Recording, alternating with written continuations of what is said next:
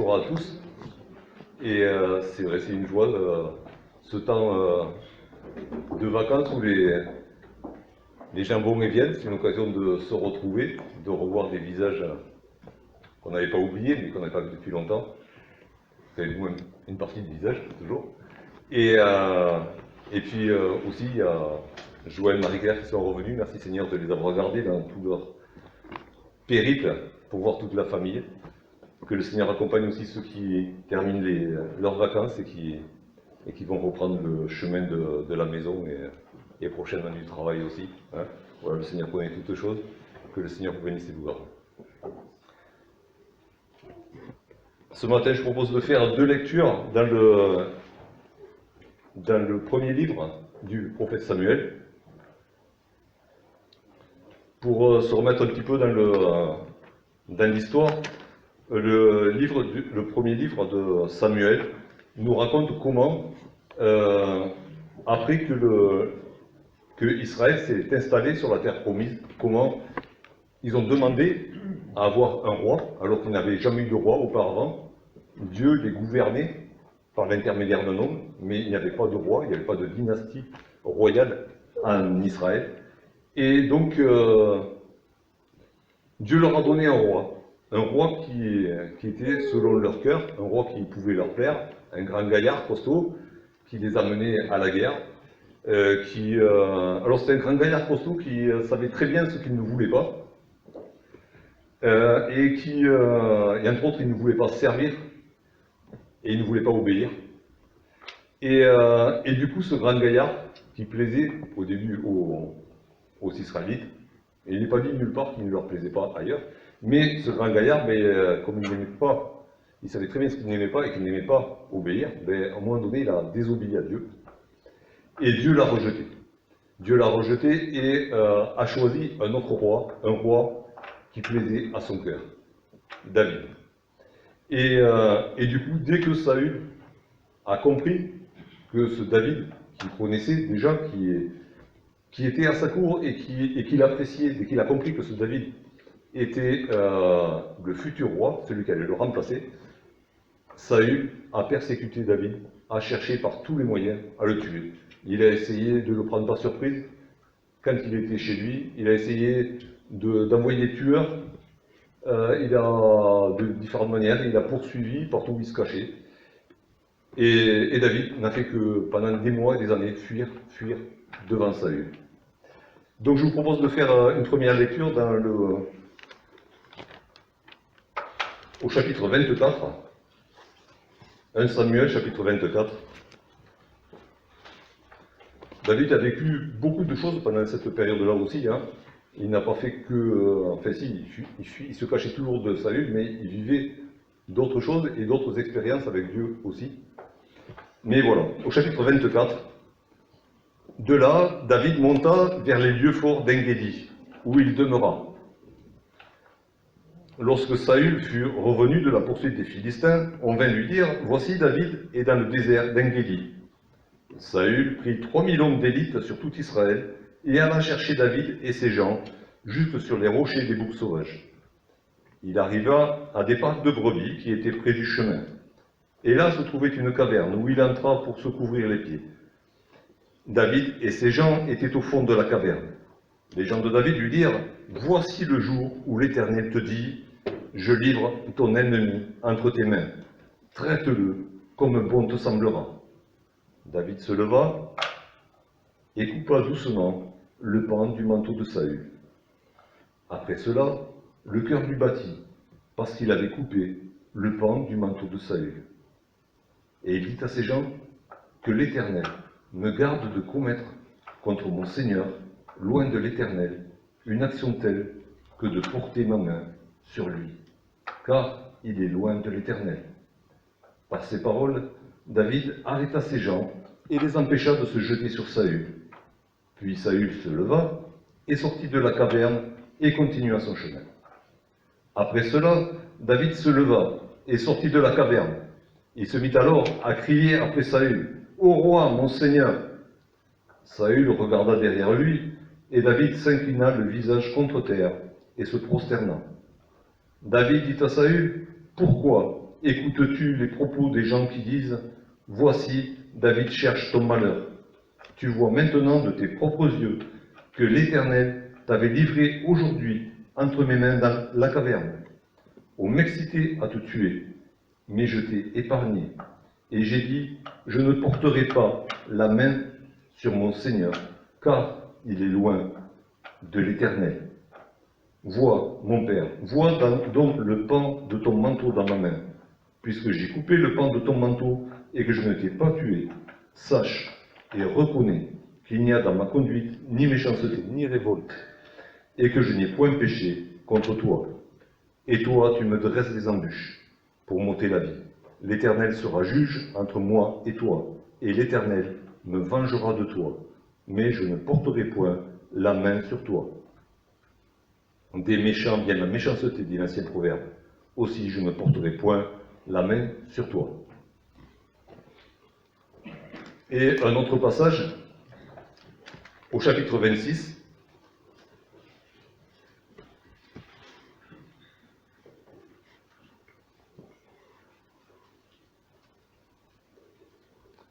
l'histoire continue. Saül a laissé David tranquille un certain temps, et puis, mais il n'a pas perdu son idée quand même.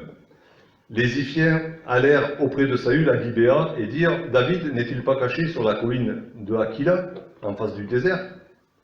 Saül se leva et descendit au désert de Ziph avec 3000 hommes d'élite d'Israël pour chercher David dans le désert de Ziph.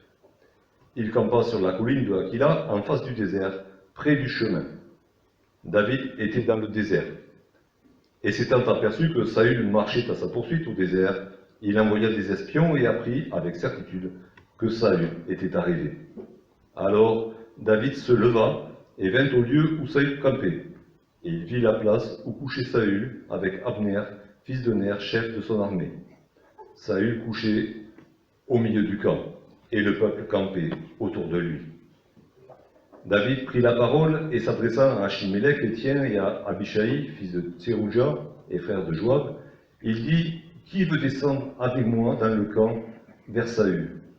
Et Abishai répondit « Moi je descendrai avec toi. » David et Abishai allèrent de nuit vers le peuple.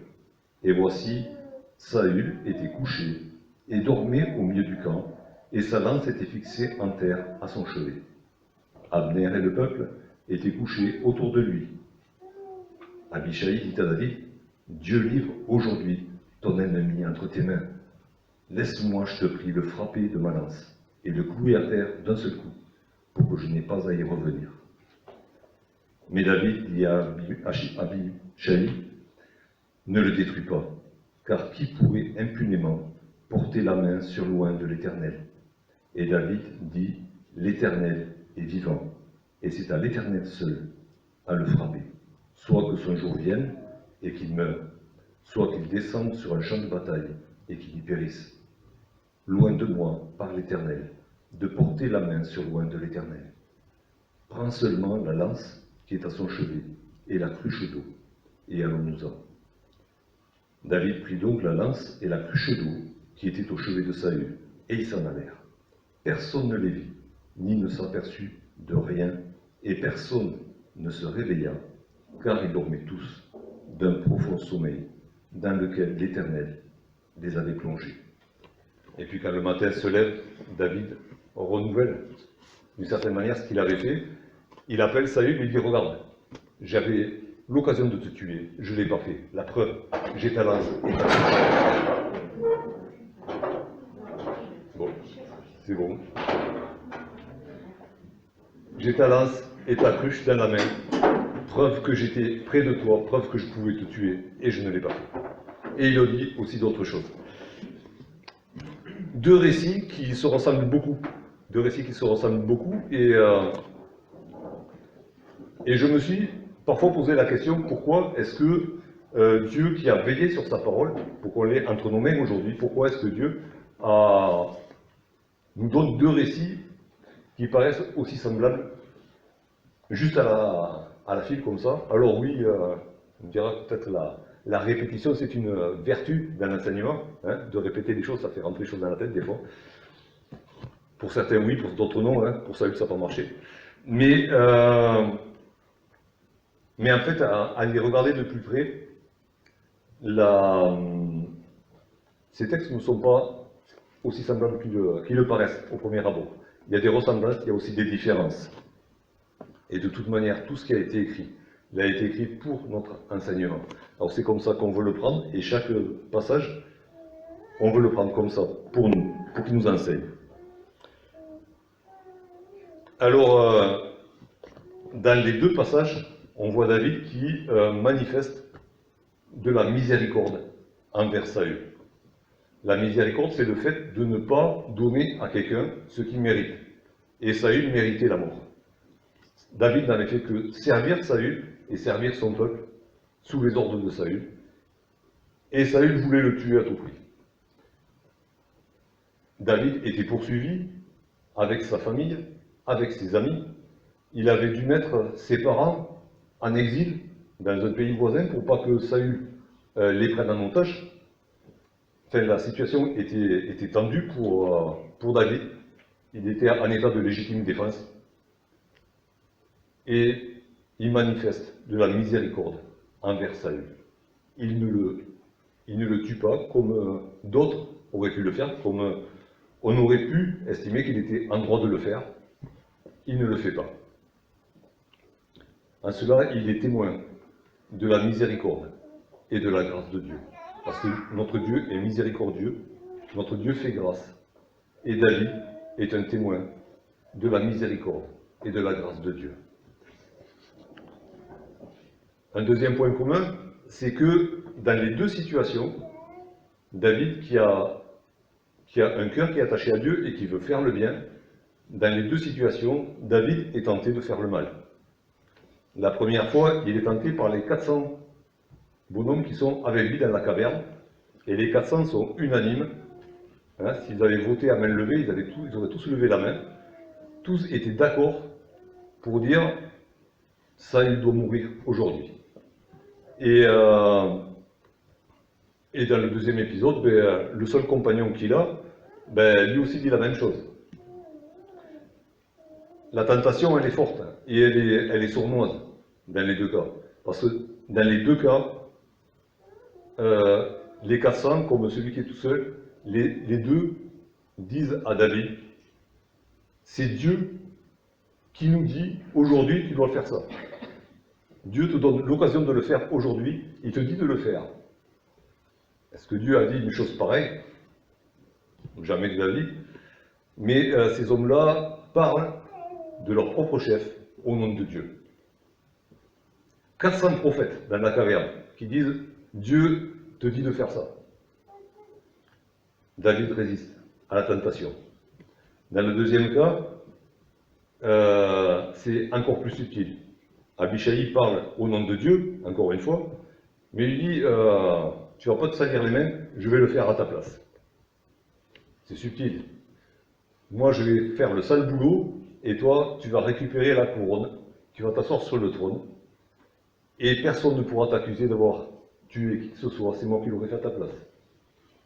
Proposition alléchante pour quelqu'un qui a envie de pouvoir. Ce n'était pas le cas de David. David n'était pas là parce qu'il voulait le pouvoir, il était là parce qu'il servait Dieu.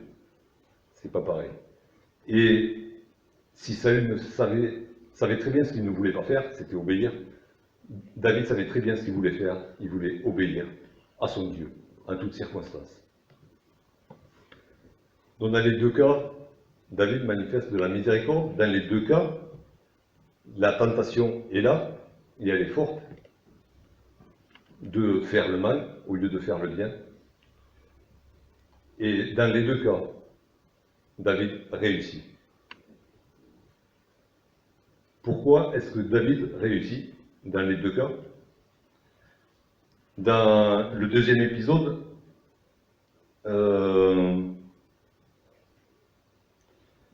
on a lu personne ne se réveilla, car ils dormaient tous d'un profond sommeil dans lequel l'Éternel les avait plongés. David a réussi ce qu'il voulait faire parce que Dieu s'en est mêlé.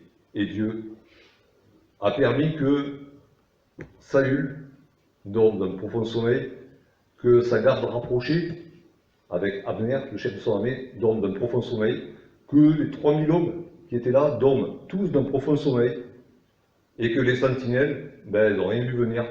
Elles dormaient aussi. Tout le monde dormait. Ils étaient sûrs d'eux, certainement, ils dormaient. Et il n'y en a pas un qui a eu une envie pressante pour se lever, aller au petit coin cette nuit-là. Ils ont tous dormi. Dieu s'en est mêlé. Et dans le premier épisode, on ne voit pas, quand on lit le passage comme ça, que Dieu s'en mêle. Mais quand on va dans le livre des psaumes, et que il y a un psaume que David a, le psaume 142, que David a composé à cette occasion-là. Et il appelle au secours. Il est au fond de la caverne. Alors, c'est difficile à imaginer. Il est au fond de la caverne, il se cache parce que Saül et sa troupe le cherchent. Saül rentre dans cette caverne pour faire la sieste à la fraîche. Les 400 qui sont avec lui disent « Au nom de Dieu, tu dois tuer Saül ». Et David trouve le temps. Certainement, il n'a pas écrit ce jour-là, hein, mais il avait dans le cœur, il avait dans ses pensées, il a écrit ce psaume où il appelle Dieu au secours. Il dit « Tu es mon seul secours, c'est toi qui vas intervenir ». Et Dieu l'a fait. Et Dieu a fait que David a pu manifester la miséricorde et qu'il n'est pas tombé dans la tentation. Après, il y a beaucoup de différences. Il y a beaucoup de différences entre les deux passages. Dans le premier passage, David subit la situation. Et ça fait des mois qu'il court devant Saül et que Saül lui court derrière, sans pouvoir l'attraper, parce que Dieu s'en mêle quand même. Et puis là, il est coincé. Il s'est caché, c'est peut-être un stratagème, hein. Il court, puis hop, il fait comme le lapin, il rentre au terrier, et si les chiens ils vont passer, et puis je ressortirai, je repartirai de l'autre côté. Sauf que, il rentre dans la caverne, il se cache au fond avec ses amis, et Saül qui arrive, il n'a qu'une idée, c'est se poser dans cette caverne pour faire la sieste. Et David se trouve coincé, au fond de sa caverne. Il subit la situation. Et du coup, il improvise une réponse à cette situation. Et elle est, on va dire, en gros, adaptée. Sauf que, voilà, pour couper court à la volonté de ces hommes qui veulent tuer Saül, parce que si lui n'avait pas bougé, il en aurait bien eu un des 400 ou les 400 d'un coup qui seraient passés à l'attaque, il s'avance et il coupe le bord du manteau de Saül. Et là, on a vu, on peut se dire, c'est bizarre, son cœur se met à battre fort, parce que il a coupé le manteau de Saül. Alors, ça peut être, il n'est pas bien David là. Oh, il a la possibilité de tuer, il ne tue pas, et il coupe le bout du manteau là, juste un petit carré, et puis son cœur bat la chamade, il n'est pas bien, et c'est dans la tête qu'il n'est pas bien ce David, qu'est-ce qui lui arrive? Et en fait, il faut savoir que, oui, qu'est-ce qui fait battre le cœur de David à ce moment-là? C'est que, en fait, c'est vrai qu'aujourd'hui ça se voit moins, hein, dans notre tenue vestimentaire, mais on dit même l'habit ne fait pas le moine, ok, ça date déjà, mais quand même, le manteau du roi, c'était le manteau du roi, et il n'y en avait pas d'autre, c'était le manteau du roi. Et David, en coupant le manteau du roi, a porté atteinte à la dignité de Saül, à la dignité royale. En plus, c'était le roi d'Israël.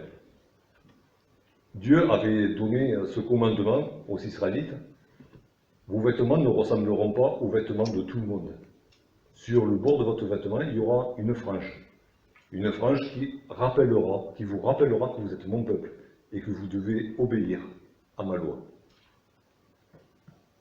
Et David, en coupant le bord du vêtement, il a coupé ce souvenir de la loi aussi. Et c'est tout ça qui se passe dans sa tête, qui se passe dans son cœur. Son cœur bat la chamade parce qu'il a porté atteinte à l'intégrité de la loi, il a porté atteinte à la dignité du roi. Alors, de manière symbolique, et dans son cœur, la dignité du roi était intacte, il s'incline devant son roi. Dans son cœur, l'intégrité de la loi était intacte, mais dans le symbole, il avait porté atteinte à tout ça. Et donc voilà, c'était la première situation, une situation où il subit, une situation où il improvise, où il s'en sort bien grâce à Dieu, qu'il a appelé au secours. Mais voilà, on est dans l'impro. Et dans la deuxième situation, c'est pas du tout pareil. Dans la deuxième situation, David est informé de la venue de Saül. Il envoie des espions pour vérifier que l'information est bonne. Et une fois que les espions ont vérifié, il y va lui-même. Il se trouve en face du camp de Saül. Il voit comment s'installe le camp. D'ailleurs, il avait participé à ce camp tant de fois avant dans les guerres qu'il avait menées aux côtés de Saül qu'il savait comment ça fonctionnait quand même. Mais il vérifie. Et du coup, il prépare ce qu'il compte faire. Et il sait très bien ce qu'il va faire, il sait très bien ce qu'il va dire après. Parce que s'il fait quelque chose, c'est pour dire quelque chose, il a un message spécial à faire passer au roi Saül. Et du coup, là, on n'est plus du tout dans l'improvisation, mais dans une planification de quelque chose où, de toute manière, à la sortie, il va manifester la miséricorde de Dieu. Mais là, il se prépare. Et, on va dire, cerise sur le gâteau, du moment qu'il se prépare, ben, il choisit aussi un compagnon pour y aller. Il n'y va pas tout seul.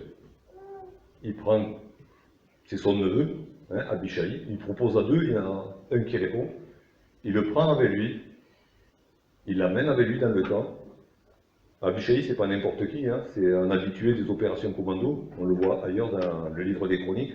C'est quelqu'un qui n'avait pas froid aux yeux, qui allait dans le camp ennemi la nuit, ça lui faisait pas peur. Donc il choisit un compagnon sur qui il peut compter, mais aussi quelqu'un qui va former. Il n'écoute pas le conseil d'Abishai, c'est lui qui lui explique ce qu'il faut faire. Et ce que fait David là, c'est quelque chose qui va porter du fruit plus tard. Cet Abishai qu'il a choisi ce jour-là, qu'il a formé en partie ce jour-là, et d'autres fois après, deviendra un jour le second de son armée, et c'est lui qui lui sauvera la vie quand David sera devenu vieux, qui sera encore sur un champ de bataille, c'est Abishai qui sera là pour lui sauver la vie. Donc voilà, quelque chose d'un côté, quelque chose d'un peu improvisé, de l'autre côté, quelque chose de bien planifié. Dans les deux cas, David manifeste la miséricorde de Dieu, de toute manière. Dans les deux cas, il résiste à la tentation de faire le mal, et dans les deux cas, c'est Dieu qui fait réussir ce qu'il entreprend.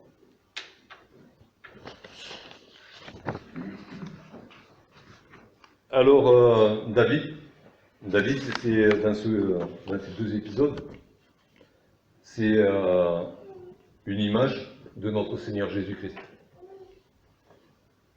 Notre Seigneur Jésus-Christ a manifesté en toutes circonstances, qu'elles soient prévisibles ou imprévisibles, Jésus-Christ a manifesté la miséricorde, la grâce de Dieu, l'amour de Dieu.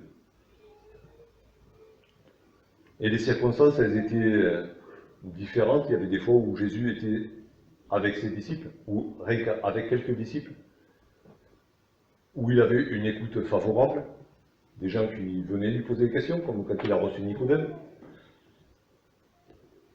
Il se trouvait des fois confronté à la haine des chefs religieux, par exemple.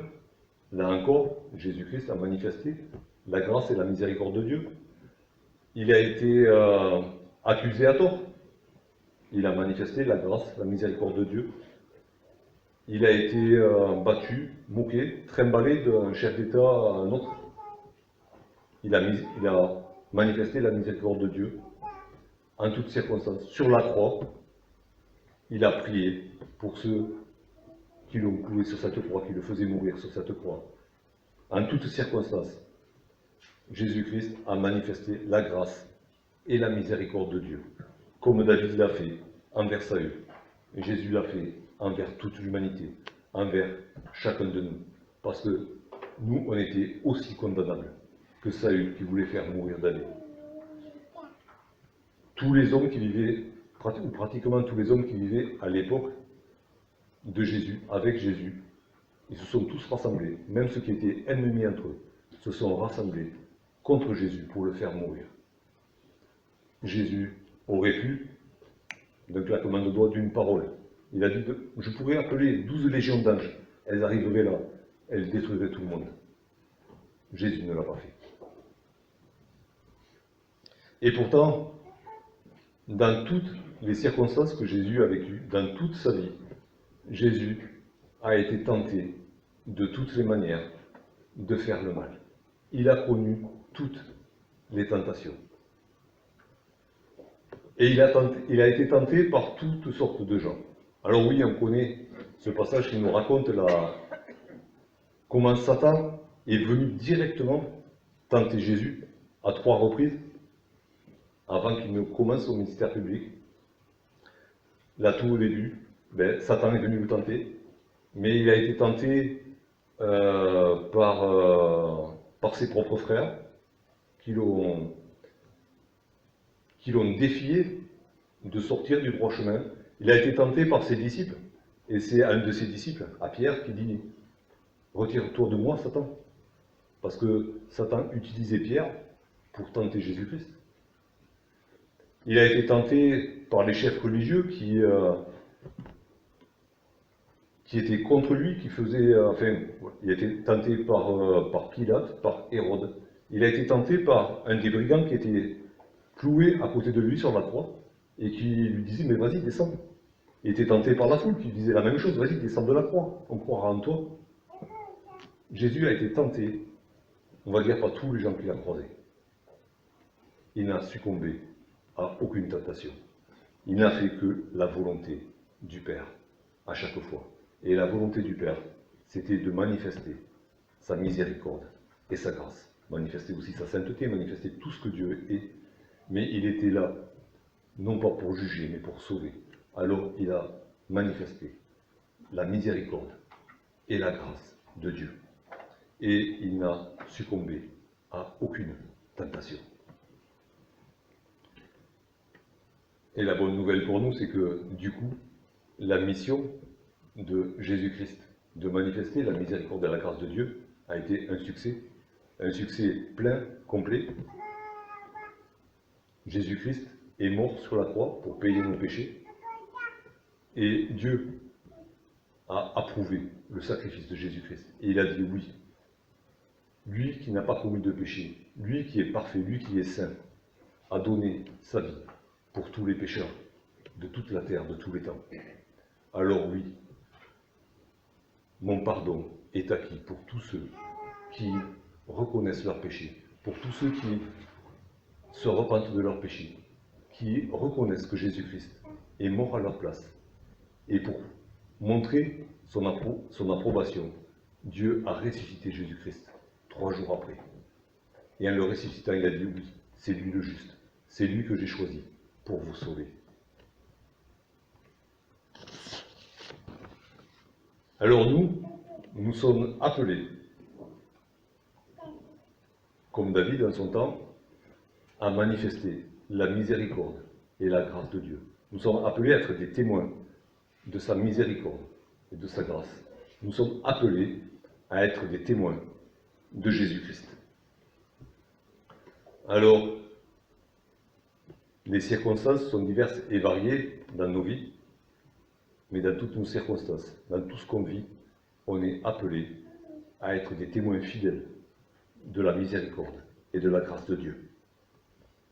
Il faut savoir que, de la même manière que ça s'est passé pour David ou pour Jésus, la tentation de faire le mal sera toujours là. Des fois, c'est une tentation de faire le mal par omission.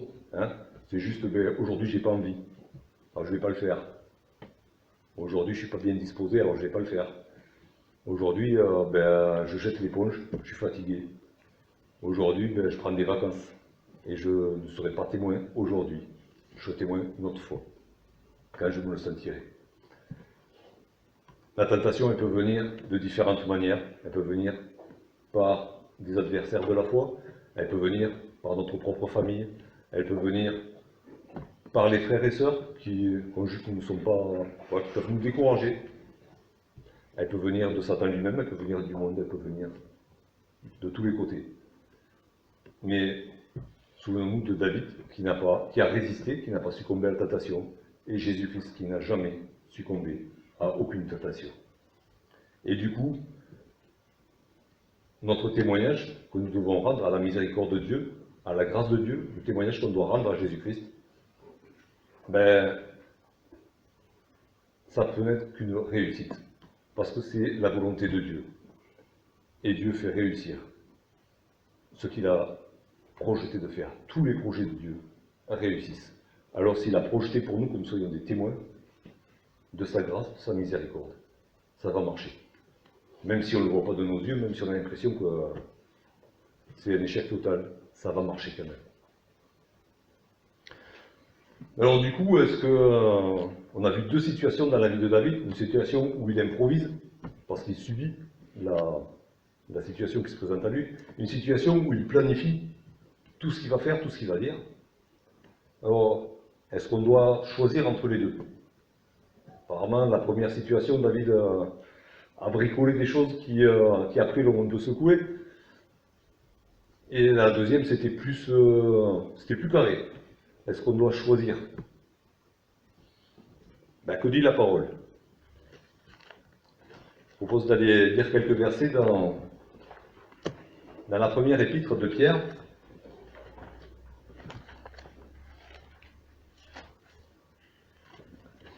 Un Pierre, chapitre 3.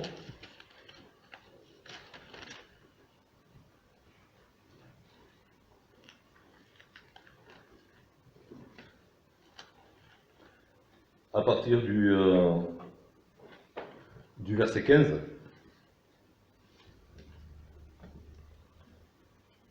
Mais sanctifiez dans vos cœurs Christ, le Seigneur, étant toujours prêt à vous défendre avec douceur et respect devant quiconque vous demande raison de l'espérance qui est en vous.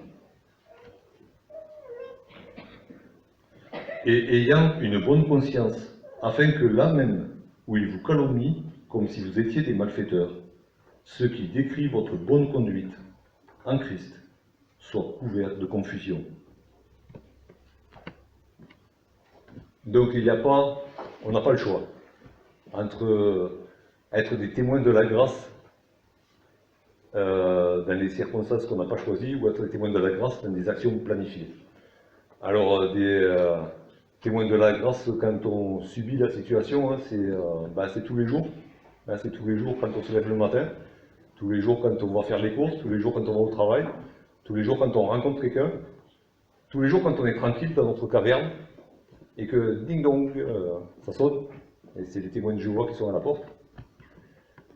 Tous les jours, en toutes circonstances, on est appelé à répondre avec douceur et respect de l'espérance qui est en nous. On est appelé en toutes circonstances à être des témoins de la miséricorde, de la grâce de Dieu, à être des témoins de Jésus-Christ. Après aussi, on peut créer les occasions. On n'est pas toujours obligé de subir la situation qui arrive. Et encore, subir, c'est un grand mot, puisque tout est entre les mains de Dieu, et de toute manière, c'est lui qui dirige. Mais on peut créer les occasions, on peut aller visiter quelqu'un, en ayant déjà sur le cœur ce qu'on veut transmettre de la part du Seigneur. On peut organiser un camp pour les jeunes, on peut organiser une expo Bible, on peut avoir une chaîne YouTube, hein, où on témoigne. Il y a plein de manières. Mais de toute manière, il y a deux choses. Être toujours prêt. Toujours prêt à rendre témoignage. David était prêt. Même coincé au fond de sa caverne, il était prêt. Jésus-Christ était prêt tous les jours aussi. Et peut-être que un des secrets pour être prêt, c'est le début du verset 15. Sanctifiez dans vos cœurs Christ le Seigneur. Sanctifier, c'est vénérer, c'est mettre à une place à part. Et dans les deux épisodes qu'on a lus de la vie de David, on voit dans sa bouche le nom de l'Éternel qui vient, qui revient, qui revient. Dans le premier épisode, il donne 8 fois le nom de l'Éternel. Dans le deuxième, 11 fois. David a la bouche pleine du nom de son Dieu. Et la parole nous enseigne que c'est de l'abondance du cœur que la bouche parle. Si David avait toujours le nom de Dieu à la bouche, le nom de l'Éternel, c'est parce que son cœur était rempli du nom de l'Éternel. Sanctifiez dans vos cœurs Christ, le Seigneur. Sanctifier, c'est mettre à une place à part. C'est même pas la première place. C'est une place à part. Je ne sais même pas si ça a eu lieu cette année le Tour de France, mais du temps où il y avait le Tour de France, avant la guerre, il y avait les étapes de montagne, hein, où il y aura les étapes de montagne, ça va reprendre un jour. Et les cols sont classés en première, deuxième, troisième catégorie. Il y a un classement des cols. Et puis il y a les cols hors catégorie. Il n'y a pas de classement possible pour ces cols-là. Ben, pour Jésus, c'est infiniment la même chose. Jésus est inclassable. Jésus est incomparable. Jésus est indétrônable. Dans notre cœur, Jésus ne mérite pas la première place dans nos priorités. Je vous choque peut-être, mais Jésus est au-dessus de ce qu'on peut mettre en premier. Il est hors catégorie. Il est inclassable, incomparable. Et il doit être indétrônable. Sur un podium, aux Jeux Olympiques par exemple, il y a le premier, le deuxième, le troisième. Et celui qui est second, il espère bien que la prochaine fois il sera premier. Et celui qui est premier, il se méfie du second, parce qu'il sait que le second peut être le premier. Dans notre cœur, Jésus-Christ ne doit pas être sur la première place du podium. Il est au-dessus du podium. Il n'y aura jamais un second qui sera capable de le remplacer.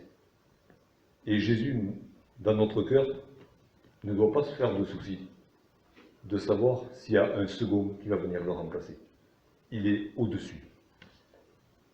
Et il est écrit que Dieu lui a donné le nom qui est au-dessus de tout nom, afin qu'au nom de Jésus, tout genou fléchisse, sur la terre, sous la terre et dans le ciel. Alors le secret, un des secrets pour être toujours prêt, en toutes circonstances, à être des témoins de Jésus-Christ, à être des témoins de la miséricorde et de la grâce de Dieu, c'est de sanctifier dans nos cœurs Christ, le Seigneur. Il y en a un deuxième qui lui est apparenté, on peut le lire dans la première épître de Paul à Timothée.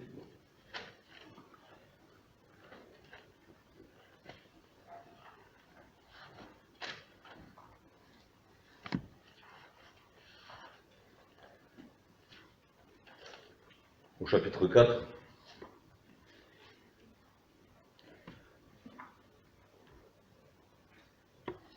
le verset 7, le verset 8 plutôt, exerce-toi à la piété. Exerce-toi à la piété. Ailleurs, Paul dit à Timothée Et c'est dans la deuxième épître, toujours au chapitre 4.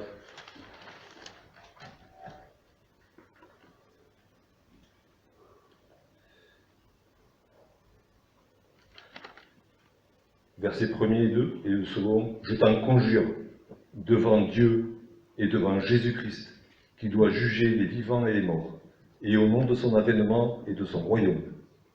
Prêche la parole, insiste en toute occasion, favorable ou non, reprend, censure, exhorte avec toute douceur et en instruisant. Exerce-toi à la piété et témoigne en toute occasion, favorable ou non, celle que tu as choisie, celle que tu n'as pas choisie, celle que tu as préparée, celle que tu n'as pas préparée. Sois un témoin, mais pour être prêt, exerce-toi. D'ailleurs, il lui dit, exerce-toi toi-même. N'attends pas que quelqu'un d'autre le fasse à ta place.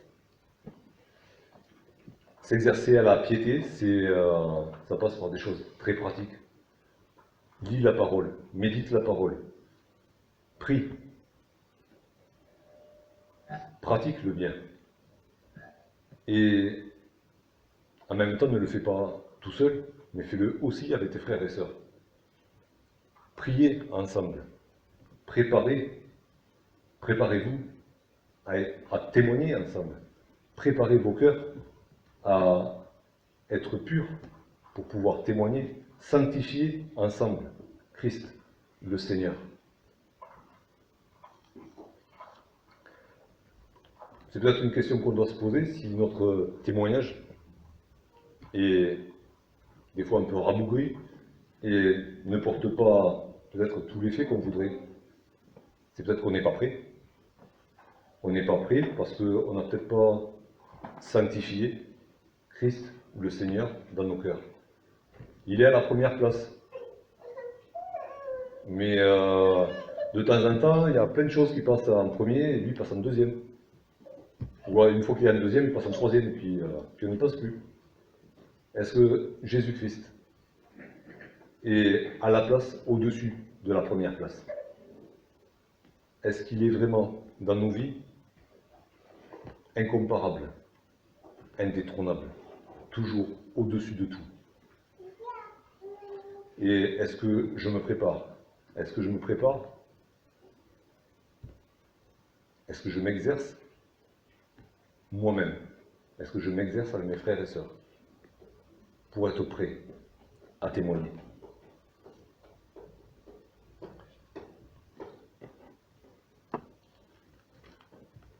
C'est la volonté de Dieu qu'on le fasse. C'était la volonté de Dieu pour David. C'était la volonté de Dieu pour Jésus. Jésus l'a accompli parfaitement. C'est la volonté de Dieu pour nous aujourd'hui. Que nous soyons prêts avec les moyens qu'il nous donne, non pas avec des moyens humains. Il n'y a pas d'école pour se préparer à témoigner. Il n'y a pas de manuel du parfait témoin. Il y a une disposition de cœur.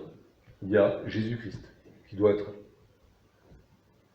au-dessus de tout pour nous, indétrônable dans nos cœurs. Et il y a sa parole qu'il nous a donnée pour qu'on s'exerce à la manier, à la comprendre, à la vivre. Il y a la prière qu'il nous a donnée pour que nous puissions mettre nos cœurs en accord avec le cœur de notre Dieu. Pour qu'on puisse mettre notre cœur en accord avec le cœur de Jésus-Christ. Pour qu'on puisse mettre nos cœurs, chacun de nos cœurs, en accord, tous ensemble, pour pouvoir porter le témoignage de Jésus-Christ. Que le Seigneur nous purifie et nous aide.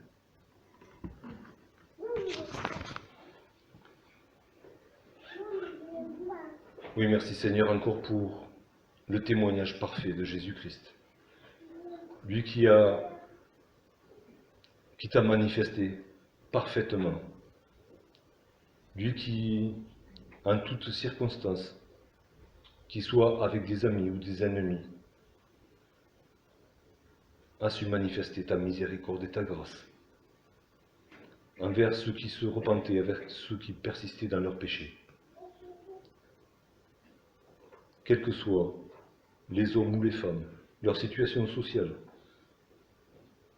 leur origine, pour tous. Il a été le messager de la grâce. Et Seigneur, nous qui portons le nom de Jésus-Christ, nous qui nous appelons chrétiens, nous voulons être à l'image de Jésus-Christ. Forme Jésus-Christ dans nos cœurs, Seigneur. Seigneur, qu'il soit notre maître incontesté, que ce soit lui qui illumine notre vie, que ce soit lui qui remplisse tout notre cœur,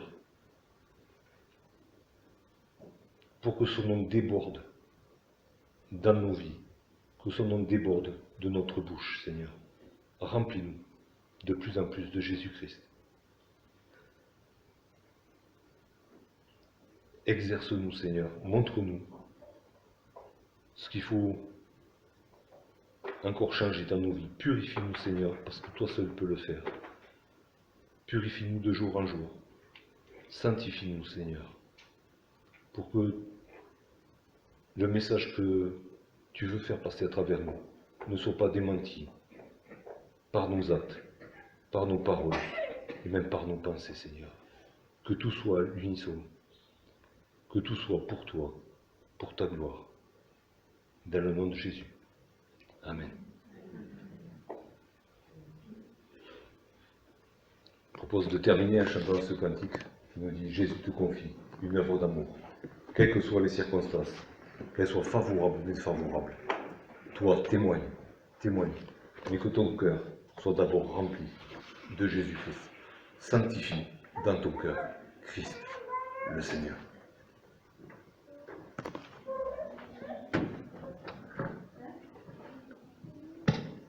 Jésus te confie.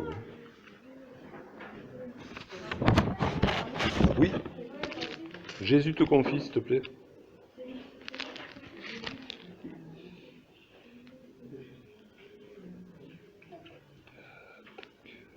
C'est le 365. On peut le dire, parce que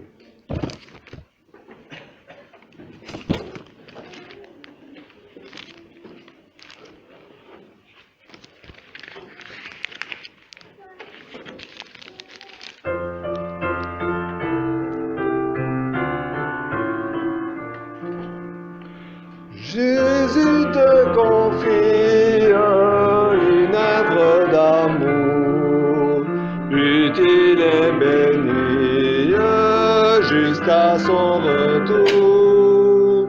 Cette simple tâche veux-tu l'accomplir, pour lui sans relâche, sans jamais faiblir.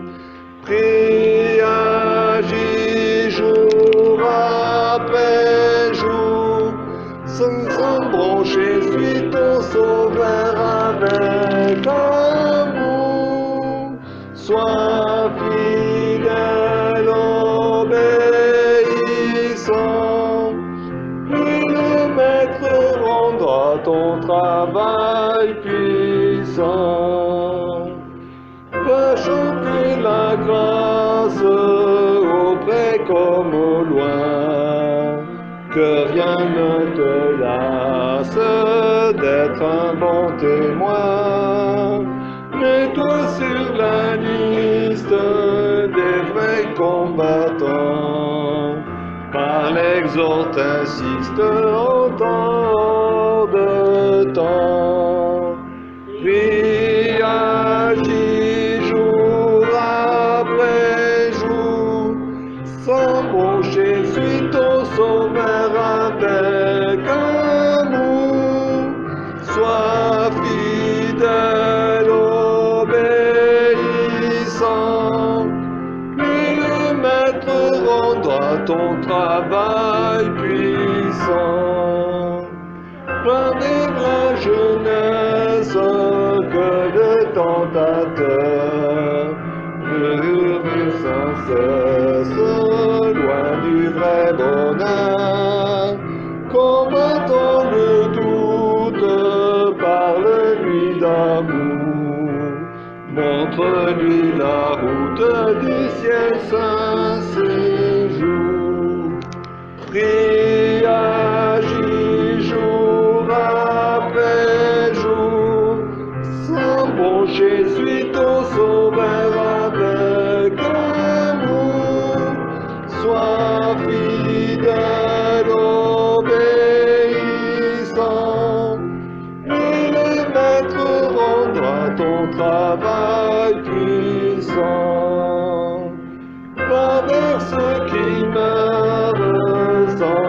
sans espoir. Dis à ceux qui pleurent quand tout semble noir. Jésus donne vie, bonheur, joie et paix. À qui se confie en lui pour jamais. Et agit jour après jour. Ton bon Jésus, ton sauveur avec amour. Sois fidèle, obéissant. Et le maître rendra ton travail puissant.